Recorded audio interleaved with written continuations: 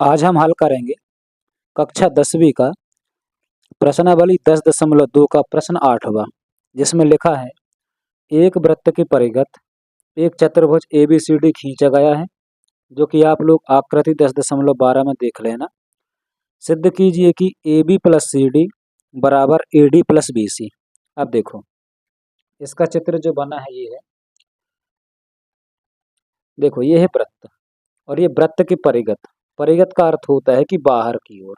ये ABCD एक चतुर्भुज खींचा गया है जो बिंदु P, Q तथा R और S में स्पर्श करता है।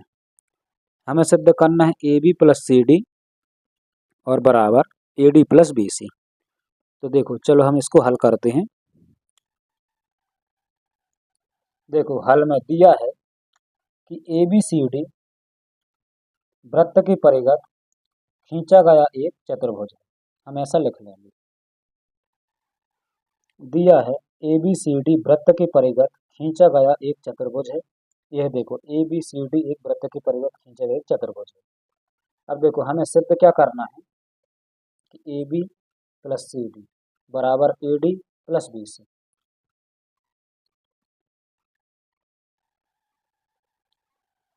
ABCD वृत्त की परिघत खींचा गया एक चतुर्भुज है जो बिंदु P, Q, R तथा S पर स्पर्श करता है। और हमें सिद्ध करना है AB प्लस CD बराबर AD प्लस BC। ये दोनों चीजें हम प्रश्न से ही लिख सकते हैं, चित्र को देख के लिख सकते हैं। अब देखो हम आते हैं इसकी उपपत्ति में।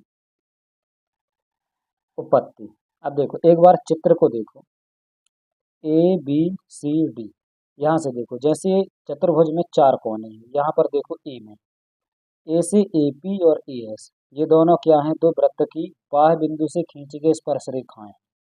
और बाह्य बिंदु से खींची गई स्पर्श रेखाओं की लंबाइयां बराबर होती हैं, जो कि प्रमेय 10.2 में दिया हुआ है कक्षा 10वीं की अध्याय 10 में। उसी प्रकार बिंदु B से BP और BQ बराबर हो जाएंगे।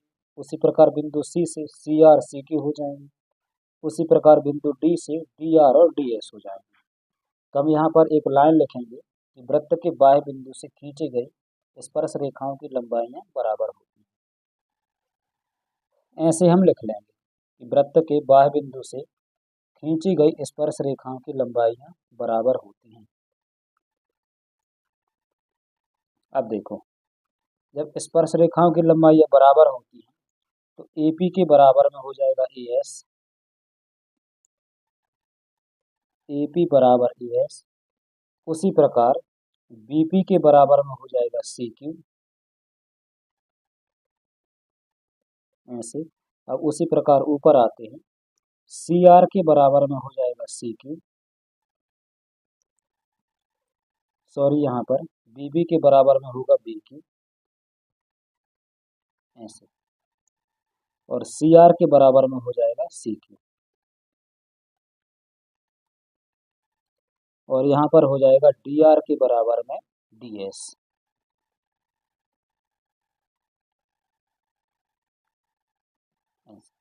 इसको हम मान लेंगे समीकरण 1, इसको मान लेंगे समीकरण 2, इसको मान लेंगे समीकरण 3 और इसको मान लेंगे हम समीकरण 4।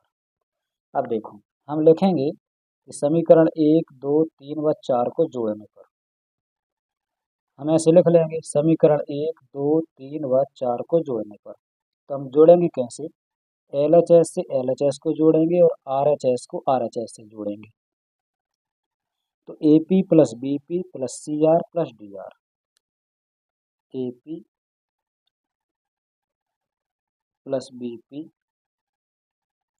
प्लस CR और प्लस DR उसी प्रकार बराबर करके AS plus BQ plus CQ plus DS,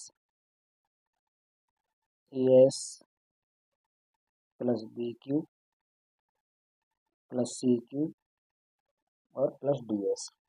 अब देखो चित्र को एक बार हम फिर देखेंगे। AP और BP मिलके क्या बना रही है, पूरी AB। उसी प्रकार CR और DR मिलके बना रही है पूरी क्या, CD। और यहाँ पर AS प्लस DS मिलके ED बनाएगी और यहाँ पर BQ और CQ मिलके BC बनाएगी। अब देखो A P plus B P मिल के क्या बनाएगी, ए बी,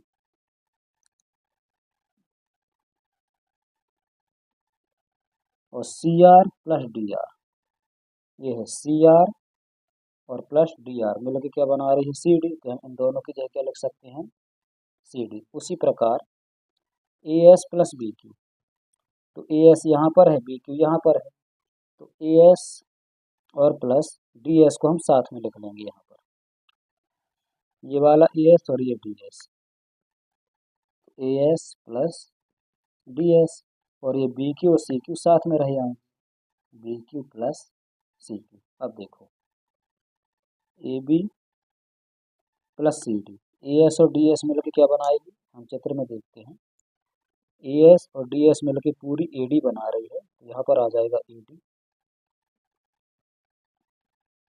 और B Q plus C Q, ये है B Q plus C Q मिलकर पूरी बी सी बना रही है, तो हम इसकी जगह हम लिख देंगे बी सी,